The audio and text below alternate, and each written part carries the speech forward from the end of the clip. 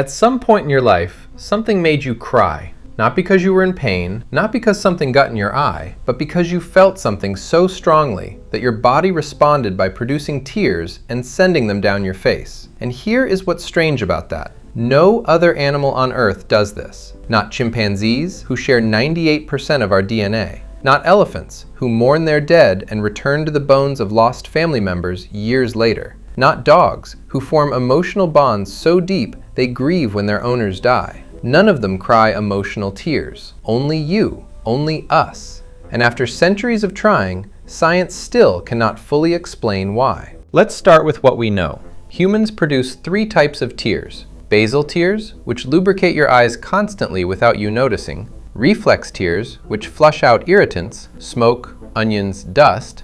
Every animal with eyes produces both of these. And then there's the 3rd type, emotional tears. Tears produced not by a physical threat to the eye, but by a feeling. Humans are the only species on Earth confirmed to produce them. And emotional tears are chemically different from the other 2. They contain higher levels of stress hormones, cortisol, and a natural painkiller called leucine and kephalin. Your emotional tears are literally a different substance than your reflex tears. Your body manufactures something specific for the act of crying from feeling, which raises the obvious question: why would evolution build that?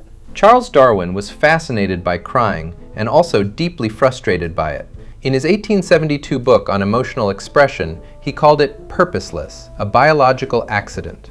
The muscles around the eye contract during intense emotion, he argued, which increases blood pressure in the eye socket, which triggers tear production as a pressure release. Crying, in Darwin's view, was a glitch. But Darwin's explanation has a problem.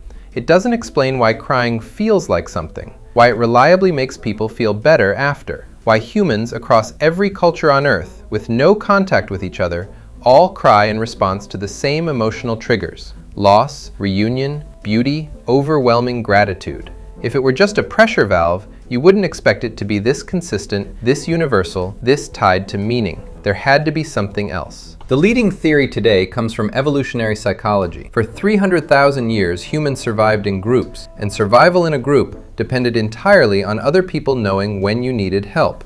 But there's a problem with asking for help directly. It requires language. It requires the cognitive ability to identify what you need and articulate it. And it requires trust that the person you're asking won't use your vulnerability against you. Tears solve all 3 problems at once. A tear is a signal that cannot be faked easily, cannot be misinterpreted, and requires no words. It communicates need, pain, or overwhelm to everyone in visual range simultaneously. It triggers an automatic caregiving response in the people who see it. Researchers have confirmed that human tears increase empathy and decrease aggression in the people who witness them. People are measurably less likely to harm someone who is crying. In a world where your survival depended on your group caring about you, the ability to signal distress in a way that was honest, universal, and impossible to fake was not a glitch.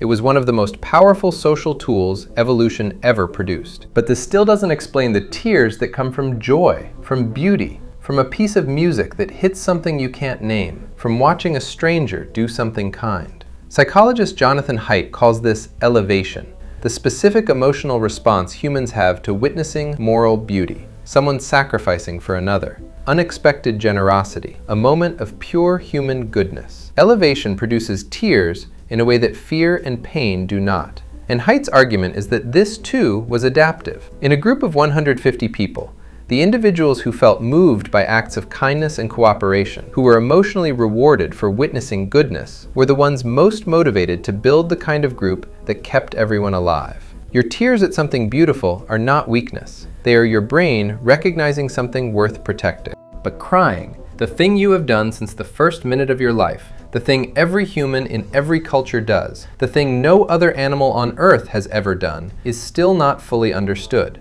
Darwin called it purposeless, but every time you have cried at something true, something lost, something so beautiful it hurt, you knew it wasn't.